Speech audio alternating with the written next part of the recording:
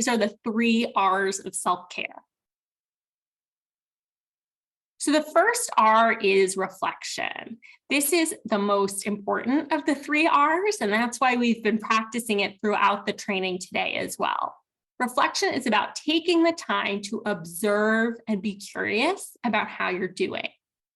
Noticing your reactions and patterns, thinking about compassion fatigue, which allows you to plan for how to engage in those self-care, self-regulation activities, touching on your compassion satisfaction, reflecting on your work and relationships, thinking about what brought you into the work, why you're here, planning for how you can healthily cope for the impact of toxic stress, knowing your push buttons.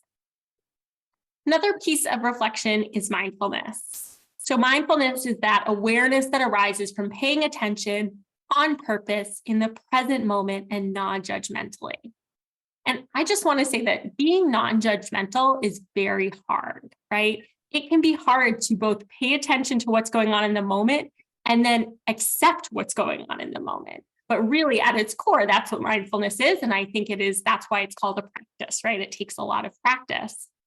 Tara Brach says that awareness that recognizes exactly what is happening in our moment-to-moment experience, recognizing this without trying to manage our experiences in any way, without pulling away. Mindfulness is about we are willing to be with whatever arises. There's a couple of skills that we can utilize to practice reflection. One is this STOP, the stop mindfulness skill. You might be aware of it from DBT practice, right? So this is something you can utilize. This is something you can teach to your students. And I like this skill because it's quick and it's easy and it stops you in your tracks during those acute moments of stress. The first step is to stop, to take a pause. In DBT, they talk about literally stopping yourself in the moment, taking a breath or a break, observing your thoughts, feelings, physical sensations, and then proceeding with that mindful awareness. So the next R is regulation. And one of the things that reflection does, right, is regulate us. And regulation is about how you respond in the moment when you begin to experience a stress response.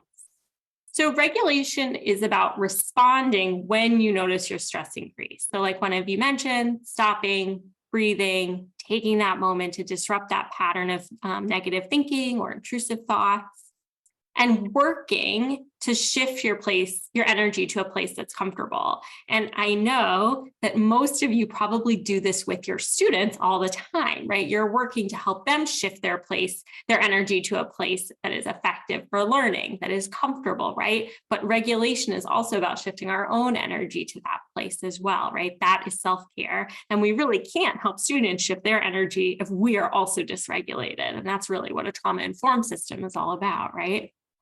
Pausing to take time to calm and care for ourselves, which of course, in these days where you're putting out fire to fire, right? You're going to the crisis of the moment is easier said than done.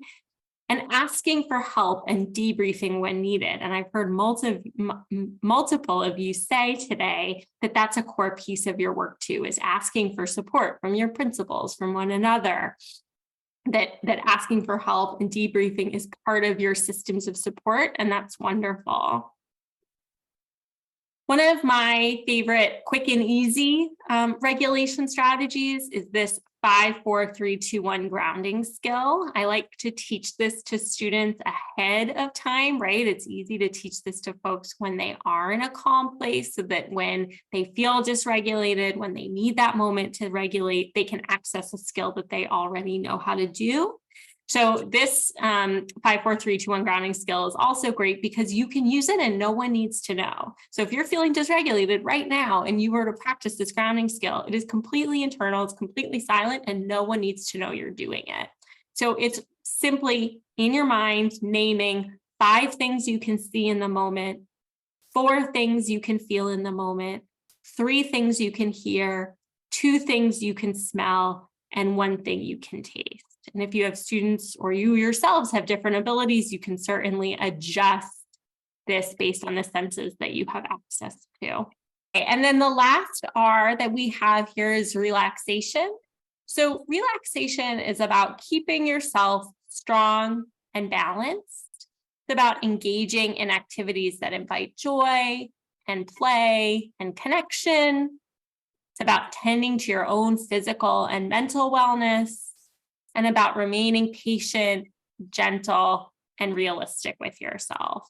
So, however you find joy in your life, for some it might be gaming, for others it might be gardening, for others it might be binging reality TV, right? Whatever that thing is for you that invites and brings joy is part of self care. And I think remembering that many of the things we already do are self care, and finding time to acknowledge that is really important. One of my colleagues, we were given a subscription to Calm at Riverside, and that's a mindfulness app. And he told me about a year ago that he had downloaded the app and he was feeling really guilty because he had never opened it. He had a reminder on his phone every day that went off to practice his mindfulness, and he never did it. And I said, so what do you do to take care of yourself?